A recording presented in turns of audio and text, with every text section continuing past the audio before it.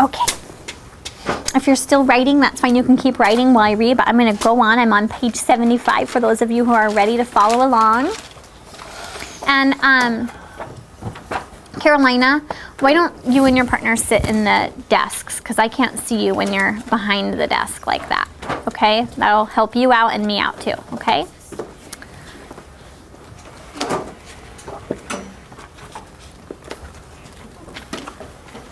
All right. We are starting on page 66 in your book.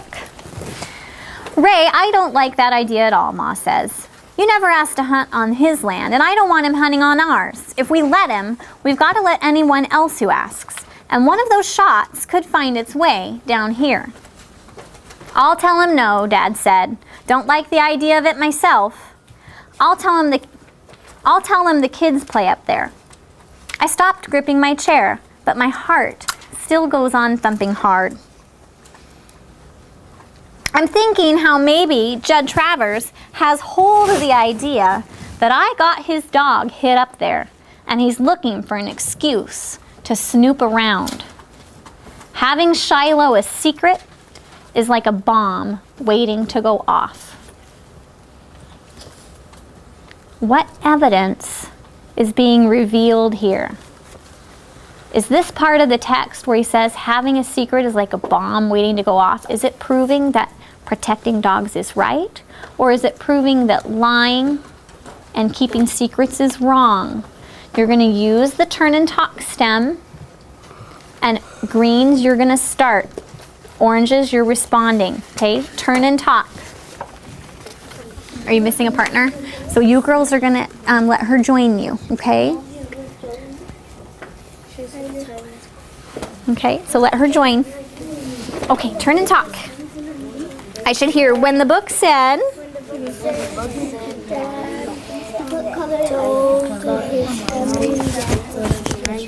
Judd Travers wanted to hunt in their woods and park. That this is an important piece because he might shoot someone because Marty has Shiloh. Evidence to show. And Marty doesn't want that to happen. If Marty is hiding Shiloh because. So I think what you need to do is add a little bit more to when the book said. So when the book said that Judd Travers was going to hunt on the land and Marty's heart thumped, do you remember that part? What did that make you think? That made me think that Marty is tense. Tense? Why would he be tense? Because Dad might tell Judd Travers yes, and he might find out that he has Shiloh. So how is he feeling on the inside? What did we learn? When you're tense, how are you feeling? Nervous. Is that a good thing? So is it showing that lying is wrong? Okay, respond to her thinking. I agree because lying isn't a really good thing and you'll get in trouble, and Judd really should. And when Shiloh, Have you guys share, so get ready. when Shiloh is on the hill, that Marty thinks that Dad's going to let Judd on the hill when Marty's up. Okay, turn back. So here's what I heard one of the partnerships say. When the book said that Judd Travers was wanting to hunt on their land, I thought this was an important piece of evidence to show, and then she got stuck. Has that ever happened to you? Where you get stuck there? What was the important part? Was it important to know that Judd wanted to hunt, or was it important to know Marty's reaction? How did Marty react when he heard that? How did he feel inside? Nervous, tense, scared? So So the important part there is not that Judd Travers wants to hunt on the land. The important part is how Marty reacts to it. Is feeling nervous and scared a good thing or a bad thing? Bad. It's bad. You feel terrible. You feel like you're going to puke, right? You ever have that feeling? No. Ooh, it's a horrible feeling to be that nervous about something. So, which column is this going to go in? Is the fact that Marty is nervous, is that going to prove that protecting animals is right? Or is that going to prove that lying is wrong? That lying is wrong. So here, we want to write, sorry, wrong book. That having Shiloh a secret is like a bomb waiting to go off. That he feels like there's a bomb inside him waiting to go off. That's a horrible feeling. So having a secret is like a bomb waiting to go off. Page 75. Actually, in your text, it's a different page, isn't it? I see how this is tricky. 66. Having a secret is like a bomb waiting to go off. That's a bad thing.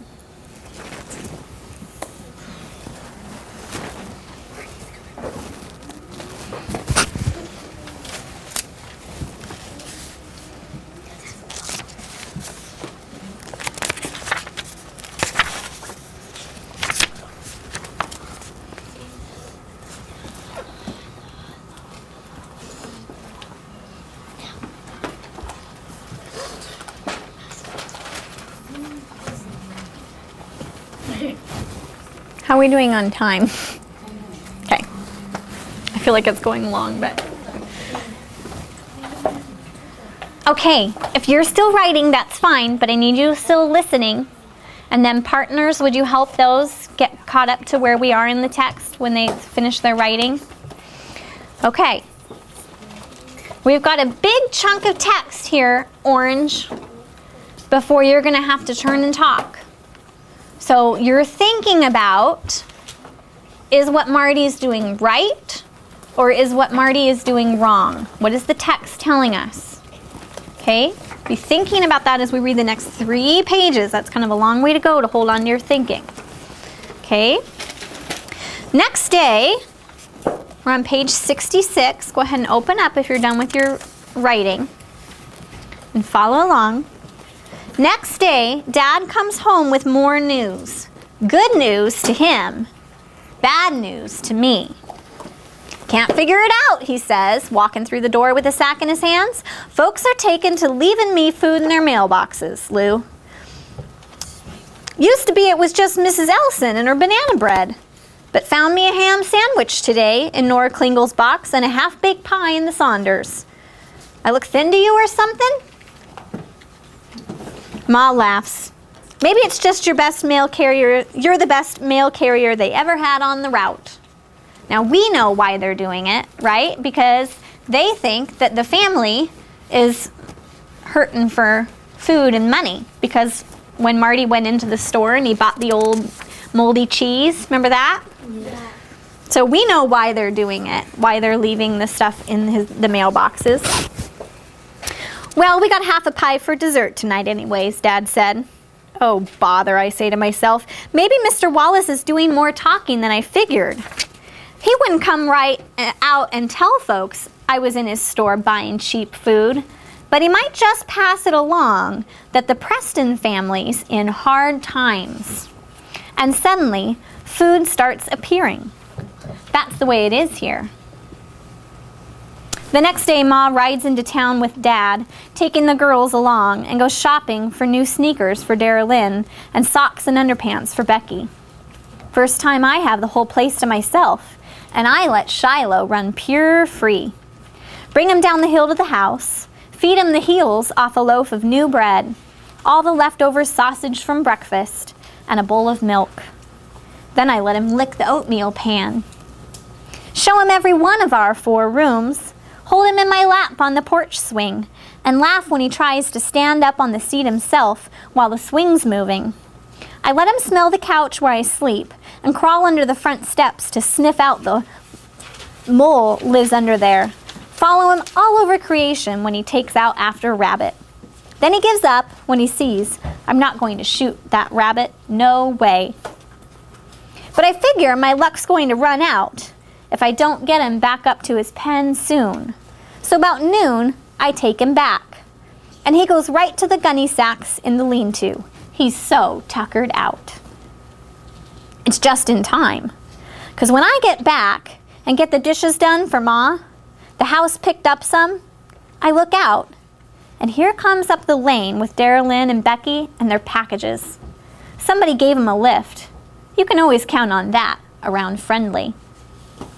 Ma's pleased I got the dishes done, I can tell. Nice to come back to a clean house, Marty, she tells me.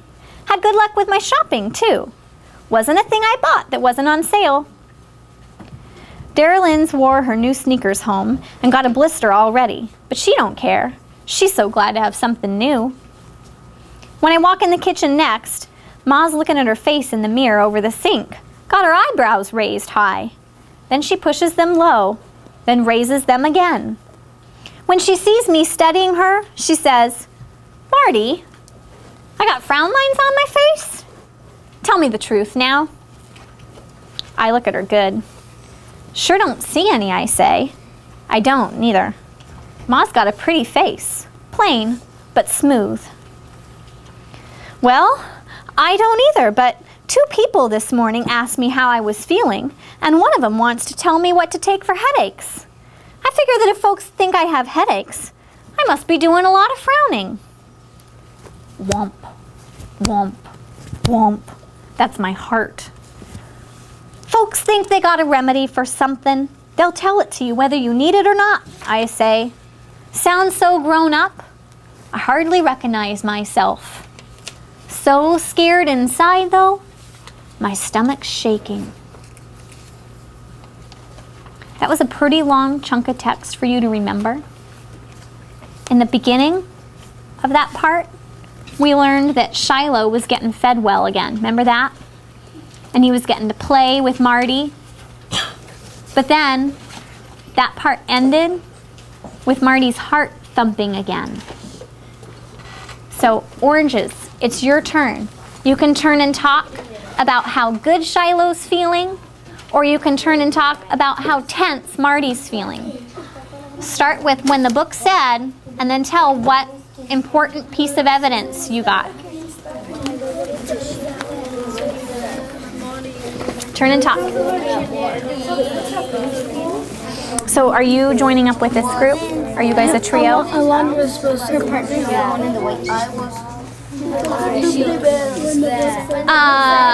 Alana? Alondra? Come here, please.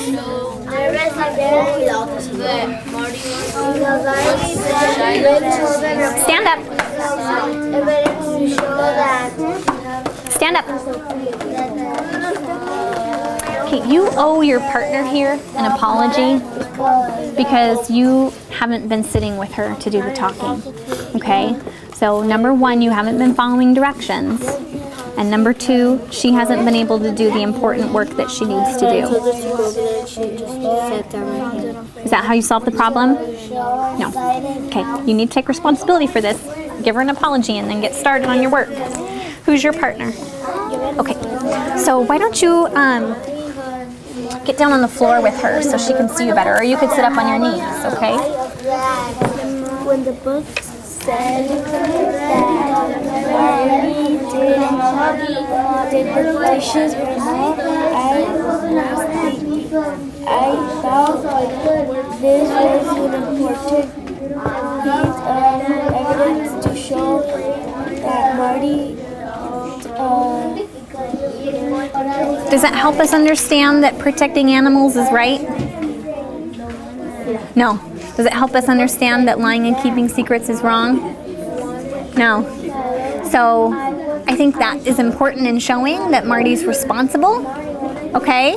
But now can you think, was there a place in the text that showed you that protecting animals was right or that lying was wrong? Which part?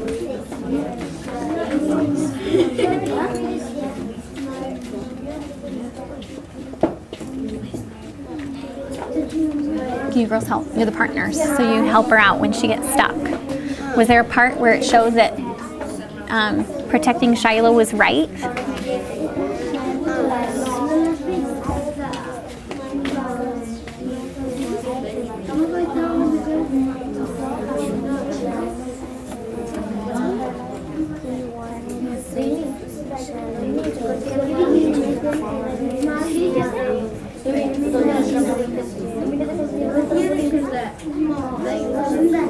Can you add on to that thinking, Winnebille? Is he being treated better with Marty? So what did he get to do there? He got to run and play. Does he get to do that when he's with Judd? No, because Judd keeps him locked up, right? Tethered. He gets treated badly, and just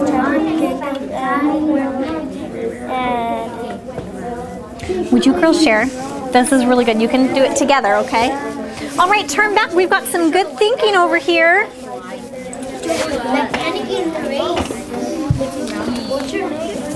Mrs. Conch.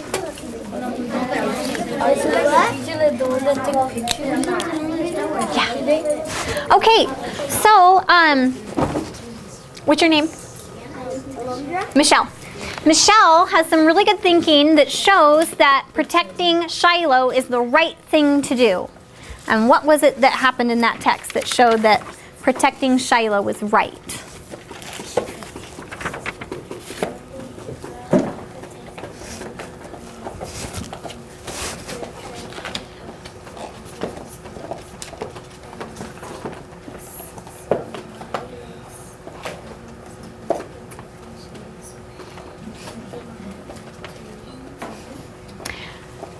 And specifically in the book, when we were talking, she said that he gets to run and play.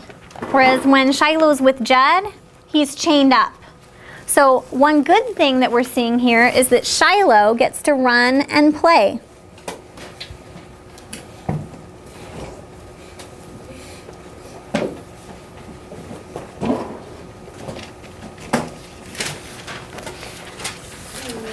So that should go on our reasons why protecting animals is right.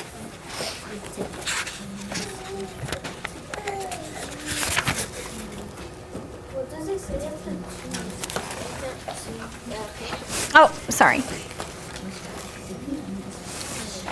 But some of you may have talked about why lying is wrong. Did anyone talk about that with their partner?